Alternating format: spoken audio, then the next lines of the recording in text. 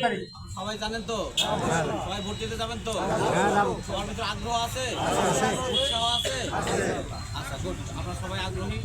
তো এই 12 তারিখের নির্বাচনটা যাতে আমরা অবাধ, সুষ্ঠু এবং নিরপেক্ষভাবে সুন্দরভাবে হয়, আইন শৃঙ্খলা পরিস্থিতি যাতে ভালো হয়, তো এই বিষয়ে আমরা পুলিশ একদম মাঠ থেকে কাজ করতেছি। প্রত্যেকটা ইউনিয়ন পর্যায় থেকে শুরু করে ওয়ার্ড পর্যায়, ইউনিয়ন, পৌরসভা, থানা পর্যায়ে আমাদের সিকিউরিটি প্ল্যান আছে, আমরা সেই অনুযায়ী কাজ করতেছি। এবং এটাকে আরও বেশি যাতে নিরাপত্তাটাকে বিধান করা যায়, সে লক্ষ্যে আজকে আমাদের রংপুর থেকে আমাদের সম্মানিত অ্যাডিশনাল ডিআইজি স্যার এসেছেন, ডক্টর আঙ্গম আখতারুজ্জামান বরকনিয়া স্যার, অতিরিক্ত ডিআইজি প্রশাসন ও অর্থ স্যার। স্যার আপনাদের সাথে মত বিনিময় করবেন এবং গুরুত্বপূর্ণ কিছু কথা বলবেন। আমি স্যারকে অনুরোধ করছি সাথে কথা বলবেন।